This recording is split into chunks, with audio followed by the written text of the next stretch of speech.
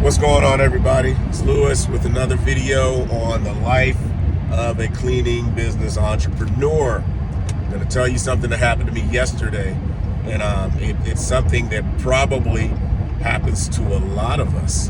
So I got a call from one of my accounts a few days ago, and she wanted to have an apartment cleaned. Well, actually, it was a few weeks ago. She wanted to have an apartment cleaned in the building that we already service. We provide the common area cleaning for the apartment building, and I already have a subcontractor in there. But they have, of course, apartments that go, up for lease, and they want to have them cleaned. Sometimes I'll have my subcontractor do them, or sometimes I'll do them. We haven't been doing them in a while, so she has a call. So she called not too long ago, said that she wanted the apartment cleaned, then backed out and said they didn't know what they were going to do. Apparently what she did was she gave my contact information to the owner of the actual apartment.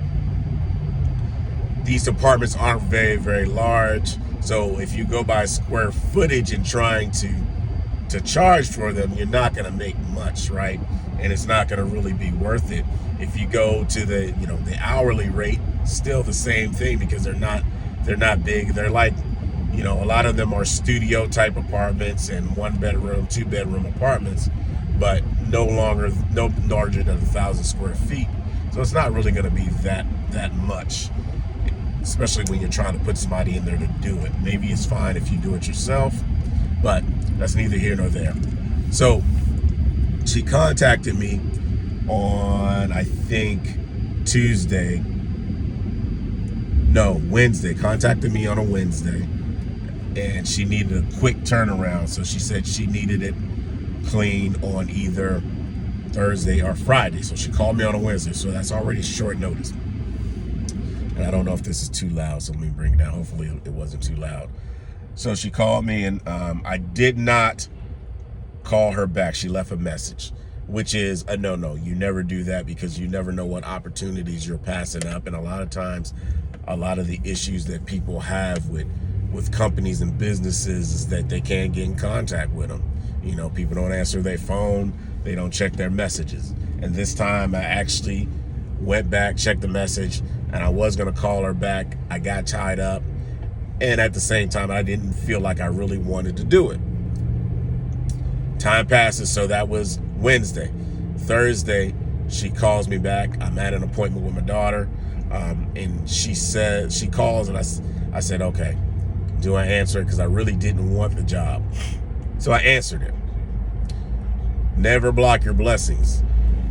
I answered the phone. She talked to me, told me what it was, that she just really wanted it dusted and clean.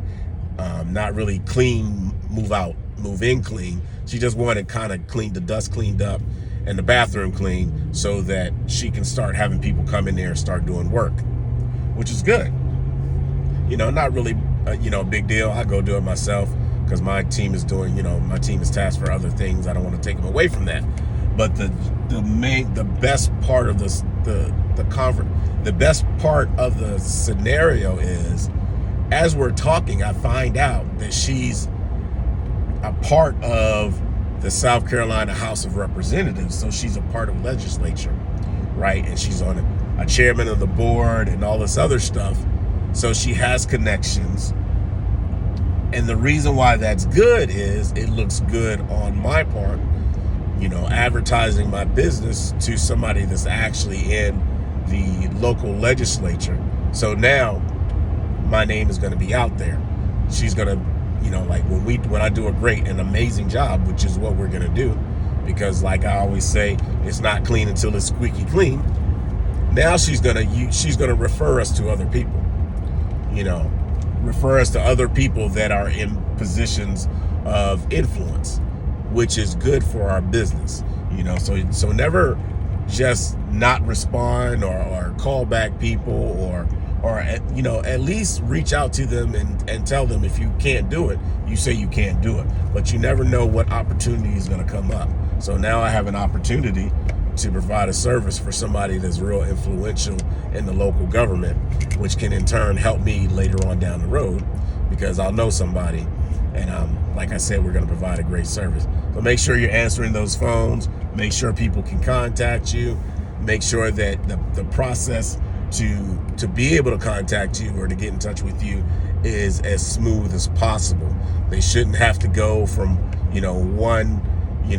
one click this number and then click that number if you want to do this. I don't really like all the, selecting numbers. I like to make it as personal as possible. I know sometimes when it comes to bigger, businesses and accounts, you have to do that just because, just because of the nature of it. You don't always have somebody available to answer those calls.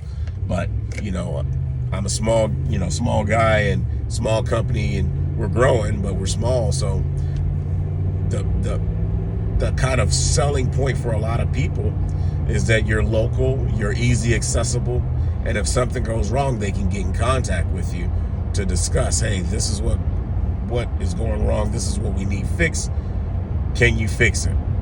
And they have to be able to get in contact with you. So just make sure you're answering those calls. Make sure you're not giving up. You're not, giving up on opportunities or letting ideal opportunities waste away or pass you by because you're not answering your phone and you're not calling people back. That being said, it's Lewis from Squeaky Klean here in Columbia, South Carolina.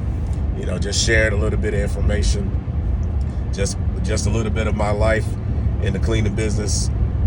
So you guys keep grinding, keep beating the pavement, keep knocking on doors, keep cold calling.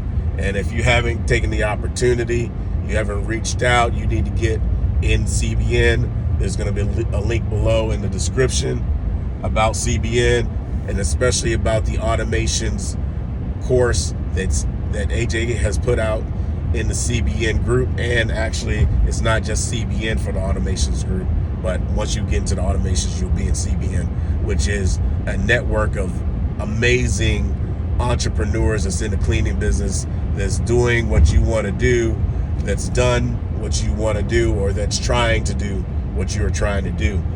So surround yourself with like-minded individuals that's on the same, journey that you are, that can provide you with information, guidance, motivation to help you start and grow your cleaning company and take it to the next level. So with that being said, you guys have a wonderful day, and I'll catch you next time.